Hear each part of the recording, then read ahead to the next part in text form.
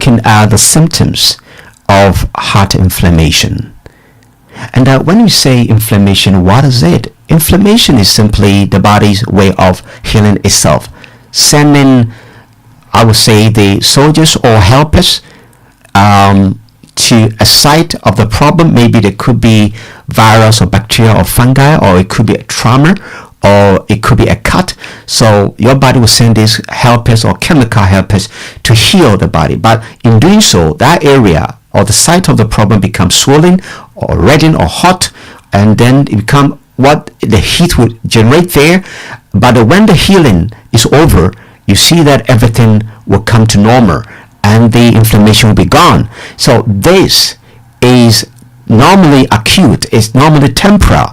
But the problem with health these days is a chronic inflammation, in a long-term inflammation, when the body will not reverse it, and then it creates chronic diseases like cancer, diabetes, heart problems, arthritis, and so on.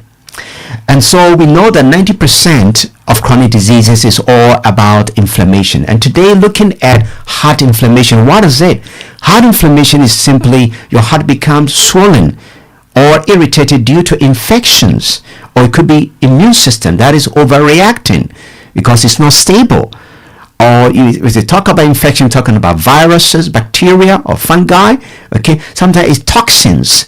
Could be toxins, from the food we eat, from alcohol, and that normally will cause the inner layer, the middle layer of the heart to be swollen, and the trauma, can also cause that. If we look at the heart, the inner layer of the heart, or the lining, you see, the heart is muscle, and so the inner muscle or the inner wall of the heart, if it's swollen, is called endocarditis. Endo, that is inner lining of that, is swollen, and when it's swollen, it will give you specific symptoms. We'll be looking at that shortly. And then the next is the middle layer, is the thickest layer of the heart, that is responsible for pumping blood in the body to circulate oxygen and nutrients. And when the inner muscle, what they call the myocardium, is inflamed, it's called a myocarditis.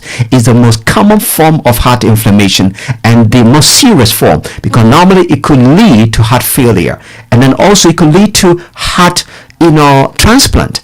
This is very serious form of heart inflammation. That's the myocarditis. Now the next is the outer wall of the heart. That is when the outer wall of the heart, which is the pericardium, is inflamed or is swollen. It's called pericarditis, and normally also has specific symptoms. Let us think carefully. The general symptoms of heart inflammation is chest pain, shortness of breath, and fever. Keep this in mind. But apart from that, we come to specifics. When the inner lining of your heart is swollen, that is endocarditis. Apart from the three I've mentioned, the person may experience pain in the belly, and then blood in the urine, and night sweat. The person will be sweating at night, and there could be some lumps, painful lumps on the finger or toes. Sometimes there could be some small red or purple spot. If you're a person of color, you'll not see these colors, but it will be dark spots, maybe on your skin or inside your mouth or underneath your nails, and that means you have inflammation of the inner lining of the heart. The next is a myocarditis. Apart from the three symptoms, that is when you have fever, shortness of breath, and then chest pain, your legs may be swollen. You may have swollen feet and legs that you press. There will be indentation, all right, and then the person may experience palpitation and extreme tiredness. The next is a pericarditis, that the outer wall of the heart, that is the sac surrounding the heart. When it's inflamed, that is pericarditis. Apart from the three, that is high temperature, shortness of breath, and the chest pain, the person may also experience very fast heartbeat, but also a kind of pain that leaves you, or you feel better when you change position. Maybe you lie down, you feel better, or you stand up, you feel better. If you have heart pain or chest pain and you make the movement, true movement, you feel okay, then it means the outer part of your heart has been affected. if a person has heart inflammation and they don't treat it well, it may lead to a complication like heart failure. Okay, it can also lead to myocarditis. Of course, we know that myocarditis is it can lead to cardiomyopathy. Cardiomyopathy is simply enlarged or weakened heart muscle. It's a disease of the heart. It can lead to that. It can also lead to arrhythmias, that is irregular heartbeats. It can lead to that as well. But in extreme situation, the complication of heart inflammation is cardiac arrest. That is the sudden stoppage of your heartbeat.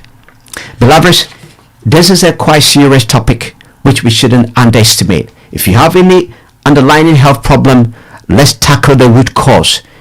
Share this number. If you call it outside the UK, it's +4. It's +44738 464 7300. If you call it within the UK, it's 0738 464 7300. If you want to learn more about my videos and support my program, go to my YouTube channel, put in Dr. James Natural Link, Dr. James Natural Link. Go there, subscribe, so don't miss